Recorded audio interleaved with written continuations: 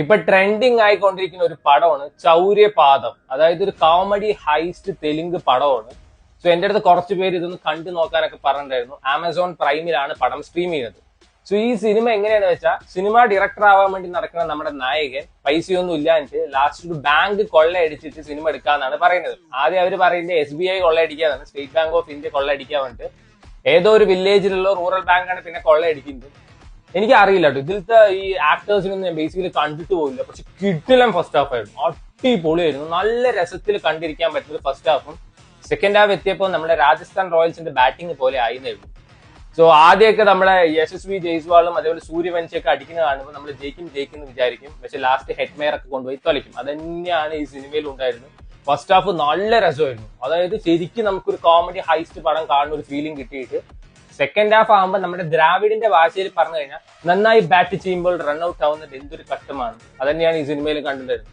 നല്ല രസമായിട്ട് വന്നിട്ട് പിന്നെ ഹൈസ്റ്റിന്റെ ഒരു ത്രില്ലും കാര്യങ്ങളൊന്നുമില്ല. കാണിച്ച സീൻസിനെ വീണ്ടും വീണ്ടും വീണ്ടും കാണിച്ചിട്ട് അവസാനം നമ്മുടെ അൽഫോൺസ് പുത്രൻ പൃഥ്വിരാജ് പടം ഗോൾഡിന്റെ ഒരു ക്ലൈമാക്സ് പോലെ കൊണ്ട് നിർത്തിയിട്ടുണ്ട്.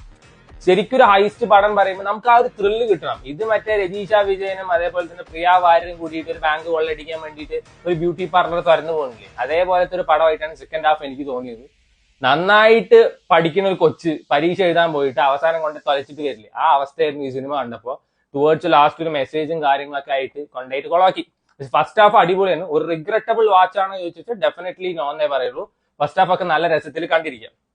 ആൻഡ് ഇതിലൊരു ട്വിസ്റ്റും ടേൺ ഒക്കെ ഉണ്ട്. അത് നമ്മൾ മനസ്സിലാക്കേണ്ട കാര്യം ഇത്രയേ ഉള്ളൂ. നമുക്ക് എപ്പോഴും സിനിമയിലാണെങ്കിലും ജീവിതത്തിലാണെങ്കിലും ഓവർ വിനയം കാണിക്കുന്നവരെ വിശ്വസിക്കരുത്. അത് നമുക്ക് ഈ സിനിമ കാണുമ്പോൾ തന്നെ കുറപ്പ് തോന്നാം, ഇവർക്ക് എന്തോ ഒരു പ്രശ്നമില്ലേ തോന്നും. അങ്ങനെ ട്വിസ്റ്റ് ഒക്കെ ഉണ്ട്. കുറച്ച് പ്രഡിക്റ്റബിൾ ഒക്കെ ആയിരുന്നു, ചിലവർക്ക് അത് അൺപ്രഡിക്റ്റബിൾ ആയിട്ട് തോന്നാം.